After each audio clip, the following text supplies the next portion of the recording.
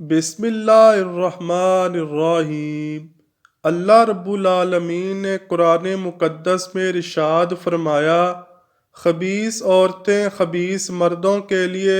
اور خبیث مرد خبیث عورتوں کے لیے ہیں۔ قرآن مقدس کی اس آیت کریمہ میں جن خبیث عورتوں کا ذکر کیا گیا ہے ان میں سر فہرست ایک جمیل بنت حرب بن امیہ بن عبد شمس بھی تھی۔ یہ تاریخ میں جمیل کے نام سے جانی جاتی ہے اور ابو لہب مردود کی بیوی ہونے کے ناطے سے حضور نبی کریم صلی اللہ علیہ وآلہ وسلم کی چچی لگتی تھی۔ جہاں ابو لہب حضور صلی اللہ علیہ وآلہ وسلم کی عداوت میں بہت آگے نکل گیا تھا، وہیں اس کی بیوی پیغمبر خدا کو ایذا رسانی پہنچانے میں ابو لہب کے ہر عمل میں اس کی معاون و مددگار ہوتی تھی۔ حقیقت میں یہ ایسی نیچ ذہنیت کی مالک تھی کہ اسلام دشمنی میں تمام مشرکین خواتین کو بھی پیچھے چھوڑ چکی تھی۔ اس نے نہ صرف حقائق کو مسخ کرنے اور فتنہ انگیزی پھیلانے کے منصوبے بنائے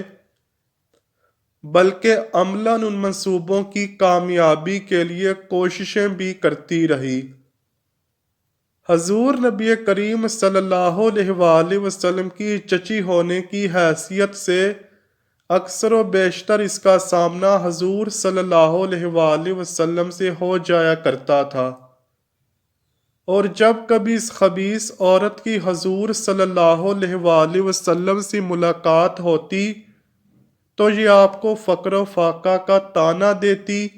اور کبھی کبھار نرینہ اولاد زندہ نہ بچنے کا طعنہ بھی دیتی تھی۔ رسول اللہ صلی اللہ علیہ وآلہ وسلم جب اس کی باتیں سنتے تو ان کی طرف توجہ نہ دیا کرتے بلکہ ان سے اعراض فرماتے تھے۔ جمیل کو حضور صلی اللہ علیہ وآلہ وسلم کی اس عادت سے سخت نفرت تھی، کیونکہ وہ تو باتیں ہی اس لیے بناتی تھی کہ حضور صلی اللہ علیہ وآلہ وسلم اس کو جواب دیں، مگر جب پیغمبر خدا اس کی باتوں سے اعراض فرماتے تو اسے بہت غصہ آتا، جس کی وجہ سے وہ آپ صلی اللہ علیہ وآلہ وسلم کو ایذا رسانی پہنچانے کے نت نئے طریقے آزماتی۔ انہی میں سے ایک طریقہ جو اس نے ایجاد کیا وہ حضور نبی کریم صلی اللہ علیہ وآلہ وسلم کے راستے میں کانٹے بچھانے کا ہے، جس کا ذکر اللہ رب العالمین قرآن مقدسہ کی سورہ لہب میں فرماتا ہے۔ بظاہر جمیل کی حضور نبی کریم صلی اللہ علیہ وآلہ وسلم کے ساتھ عداوت کی بہت سی وجوہات ہو سکتی ہیں، جن میں سر فہرست تاج نبوت بھی ہے، یا شاید حضور صلی اللہ علیہ وآلہ وسلم کی برادری بنی ہاشم اور جمیل کی برادری بنی امیہ کے درمیان قریش میں سیادت و قیادت کے سلسلے میں چپکلش بھی عداوت کی وجہ ہو سکتی ہے، یا یہ کہ رشتہ داری کی وجہ سے دل میں حسد و کینہ اور نیچا دکھانے کی وجہ سے عداوت ہو۔ لیکن جو بھی ہو،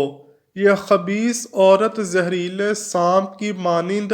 حضور صلی اللہ علیہ وآلہ وسلم کے راستے میں ہر طرف اپنا زہر پھیلاتی تھی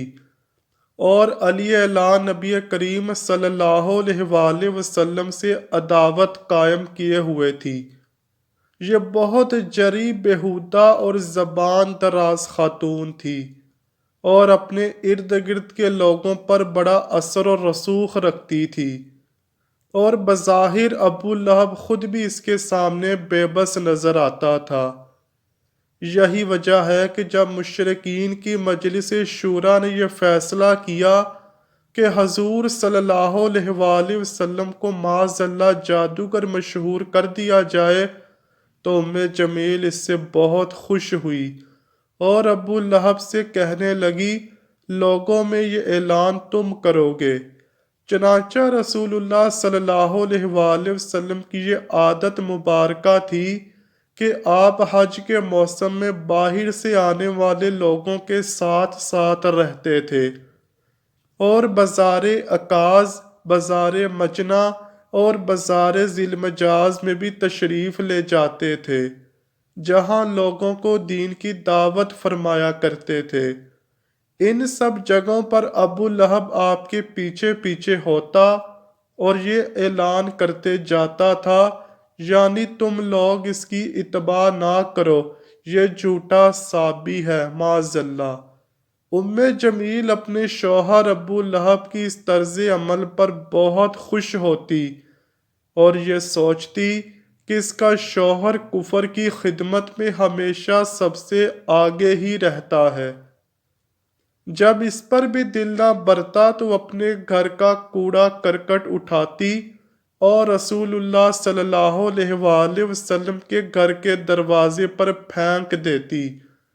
لیکن قربان جائیں نبی الرحمت صلی اللہ علیہ وآلہ وسلم کے صبر و برداشت پر،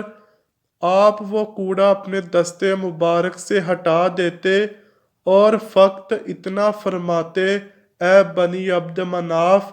پڑوسی کے ساتھ یہ کیسا برتاؤ کر رہے ہو؟ الغرض جمیل حضور صلی اللہ علیہ وآلہ وسلم کی دشمنی میں ہمیشہ پیش رہتی تھی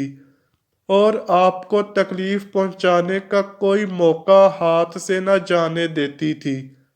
یہاں تک کہ مفسرین کرام لکھتے ہیں اگر دشمنی کے اعتبار سے دیکھا جائے تو یہ طے کرنا مشکل ہے کہ دونوں میاں بیوی میں سے کون رسول اللہ صلی اللہ علیہ وآلہ وسلم کا سب سے بڑا دشمن تھا، ابو لہب یا اس کی بیوی؟ چنانچہ حضرت اسما رضی اللہ تعالیٰ عنہ بیان کرتی ہیں، جب سورہ لہب نازل ہوئی تو جمیل بپھری ہوئی رسول اللہ صلی اللہ علیہ وآلہ وسلم کی تلاش میں نکلی۔ اس کے ہاتھ میں مٹھی بھر پتھر تھے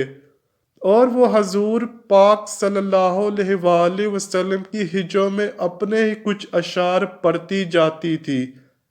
جب بیت اللہ شریف پہنچی تو وہاں حضور صلی اللہ علیہ وآلہ وسلم حضرت ابو بکر صدیق کے ہمراہ تشریف فرما تھے۔ حضرت ابو بکر صدیق رضی اللہ تعالیٰ عنہ جب جمیل کو یوں اپنی طرف بڑھتے دیکھا تو حضور صلی اللہ علیہ وآلہ وسلم سے عرض کیا، یہ آ رہی ہے اور مجھے اندیشہ ہے کہ آپ کو دیکھ کر یہ کوئی بےہودگی کرے گی۔ حضور صلی اللہ علیہ وآلہ وسلم نے فرمایا، یہ مجھ کو نہیں دیکھ سکے گی۔ چنانچہ ایسا ہی ہوا۔ جب جمیل آپ کے پاس پہنچی تو حضور پاک کے وہاں تشریف فرما ہوتے ہوئے بھی آپ صلی اللہ علیہ وآلہ وسلم کو نہ دیکھ سکی اور حضرت ابو بکر صدیق سے کہنے لگی، کہاں ہے تمہارے صاحب؟ میں نے سنا ہے انہوں نے میری ہجو کی ہے۔ حضرت ابو بکر صدیق نے کہا، اس گھر کے رب کی قسم، انہوں نے تو تمہاری کوئی ہجو نہیں کی۔ جمیل نے یہ سنا اور بڑبڑاتی ہوئی واپس لوٹ گئی۔ حضرت ابو بکر صدیق کا یوں فرمانا اس لیے تھا کہ یہ الفاظ حضور صلی اللہ علیہ وآلہ وسلم کے نہیں تھے، بلکہ یہ تو فرمان خدائے عز و جل تھا۔ تو اگر تم یہ کہنے والے کو تلاش کر رہی ہو تو پھر خدا کو تلاش کرو۔ مفسرین کرام میں سے حضرت عبداللہ ابن عباس رضی اللہ تعالیٰ عنہم، ابن زید، ضحاک وغیرہ کا کہنا ہے، یہ خبیث عورت راتوں کو کانٹے دار جھاڑیاں لا کر حضور پاک کے راستے میں بچھایا کرتی تھی، جبکہ قتادہ، اکرمہ، حسن بصری، مجاہد اور حضرت سفیان ثوری رضی اللہ تعالیٰ عنہ وغیرہ کا کہنا ہے وہ کانٹے لا کر نہیں بچھاتی تھی، بلکہ یہ الفاظ بطور محاورہ استعمال ہوئے ہیں، کیونکہ عرب میں ایسے شخص کو جو ادھر کی بات ادھر لگا کر فساد کی آگ بھڑکانے کی کوشش کرتا ہے اسے لکڑیاں ڈھونے والا کہتے ہیں، اور ابو لہب کی بیوی کا تو کام ہی یہی تھا۔ حضرت سعید بن جبیر کہتے ہیں جو شخص گناہوں کا بوجھ اپنے اوپر لاد رہا ہو اس کے متعلق بطور محاورہ یہ بولا جاتا ہے فلاں شخص اپنی پیٹھ پر لکڑیاں لاد رہا ہے۔ یوں بعض مفسرین نے اس کا ترجمہ یوں بھی کیا ہے کہ آخرت میں جمیل کو اس آگ میں لا لا کر لکڑیاں ڈالتی رہے گی جس میں اس کا شوہر ابو لہب جل رہا ہوگا۔ منقول ہے ایک دن جمیل کھجور کی چھال کی رسی سے کانٹوں کا گٹھا باندھے رسی گلے میں لٹکائے جا رہی تھی۔ ایک جگہ وہ کچھ دیر آرام کے لیے رکی تو اللہ عز و جل کے حکم سے ایک فرشتے نے اس کا گٹھا پیچھے کی طرف کھینچ دیا جس کی وجہ سے وہیں کھجور کی رسی اس کے گلے کا پھندا بن گئی اور وہ اسی جگہ واصل جہنم ہو گئی۔ یوں اس گستاخ و خبیث نے نہ صرف دنیا میں عذاب کا مزہ چکھا بلکہ آخرت کے مستقل عذاب کی بھی حقدار ہو گئی۔ دعا ہے اللہ پاک ہم سب کو اپنے پیارے حبیب نبی کریم حضرت محمد صلی اللہ علیہ وآلہ وسلم کی سیرت پر عمل پیرا ہونے کی توفیق عطا فرمائے اور قیامت کے روز اپنے پیارے حبیب صلی اللہ علیہ وآلہ وسلم کی شفاعت نصیب فرمائے۔ آمین یا رب العالمین۔